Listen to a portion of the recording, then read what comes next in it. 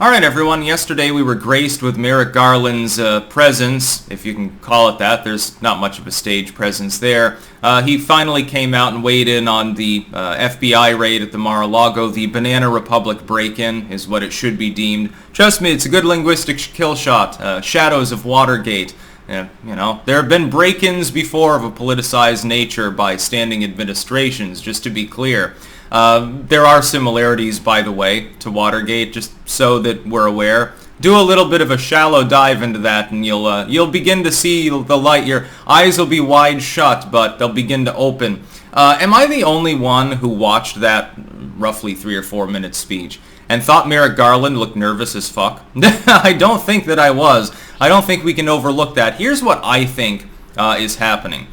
This is a Lois Lerner moment. This is an Eric Holder moment. This is shadows of the Obama regime. What happened in those cases? Of course, the IRS scandal with Lois Lerner with regards to conservative and, by the way, progressive activist groups. They use that term loosely for some of them. And tax-exempt status, selective auditing, has happened before. I wonder what will happen with our new beefed-up IRS, by the way. And with Fast and Furious, with Eric Holder and others. What has happened traditionally in administrations is that you have a fall guy. If you're doing something that you know is at least dubious and possibly legally actionable and you don't want problems, you get somebody else who is well paid, well taken care of, and given various offers of protection. You say, look, I need to spy on my political adversaries, but I can't do that. It's unconstitutional, and if people find out, I'm basically cooked chicken dinner. So you're going to take the fall for it. Don't worry, though, there will be no real repercussions for you because that's the way the system works. Merrick Garland appears by coming out and admitting to what the liberal media told me for several days wasn't true, which is that he himself okayed the FBI raid on a residency in which the occupants were already cooperating with the Federal Bureau of Investigation, I will add.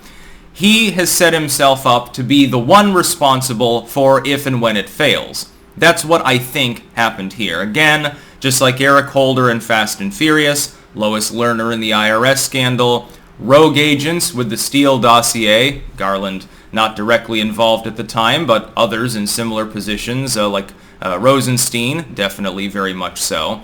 In all of these cases, there's always someone to take the rap, and it never extends to the actual political elite. It's always some appointed bureaucrat who probably has been told ahead of time, look, you're not going to have your job for very long. We'll make it lucrative once you're gone, though. Don't worry, just write a book. We've got plenty of slush funders over in China. They'll buy 1 million copies. You'll be sitting pretty. You'll get your McMansion in Martha's Vineyard. You're taken care of. It's basically like an extension of the mafia.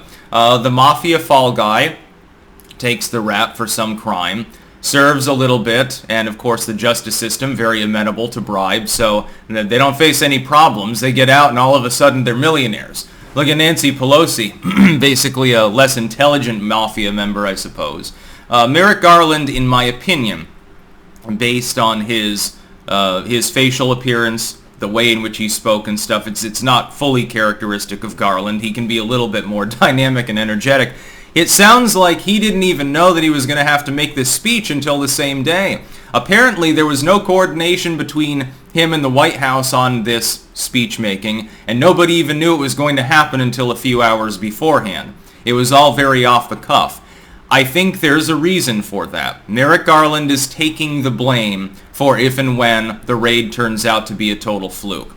If the FBI does not find classified material, if it finds classified material but no malice, they've set a precedent with that with Hillary Clinton and her email server. If it finds classified materials that were declassified, if it finds any wrongdoing, but then Trump says, look, I was already cooperating. You didn't need to raid the property. You could have grabbed the papers to begin with. If they find that it's just basic misfiling or something pertinent to the National Archives, it's not going to stick. If anything, it's just going to piss off every MAGA voter and make them turn out in legendary numbers. It's going to be subsuming the political establishment, not just in the midterms, which I think they're going to punt this beyond, but in 2024. It will embolden Trump. Well, Biden doesn't want to be prosecuted, so he simply leaves no paper trail. Merrick Garland is obviously the go-to guy. He's the one responsible. Garland can hide behind his function as the head of the DOJ and say, look, I was presented with what I thought was evidence, again, echoes of the Christopher Steele dossier. I thought that it was legit. Lower level agents gave me shit, and they claimed that it was real. I was getting reports from all of these different sources, and so I green-lighted the raid. Whoops, my bad. We shouldn't have green-lighted the raid. Maybe he'll claim he wasn't even aware that there was already cooperation going on. Well, I try to stay nonpartisan, so I didn't go too deeply into my functions as head of the DOJ with regards to what was going on at the Mar-a-Lago. I figured the National Archives were handling it. The convolution, the bureaucratic convolution of government, National Archives, DOJ, FBI, etc., the compartmentalization of government as well, allows for these people to simply deflect blame endlessly and never face repercussions. That appears to be what is being prepped for here. I do not believe that they genuinely think that they're going to find anything legally actionable to stop Donald Trump. The whole idea is to hold it over the head of the midterms, number one, try to quietly retire it and pivot thereafter, number two, and if all hell breaks loose and Trump gets in and starts breaking the toys, Merrick Garland gets to be the first to be fired. And then they can complain about Trump being politicized. Well, he's just doing this in retaliation. Garland apologized for issuing the raid improperly, and the FBI will be involved, but much like with the Steele dossier, nobody will ever face repercussions. He sounded upset at this function, and it isn't because this mythology, well, we're facing so many threats against our agents.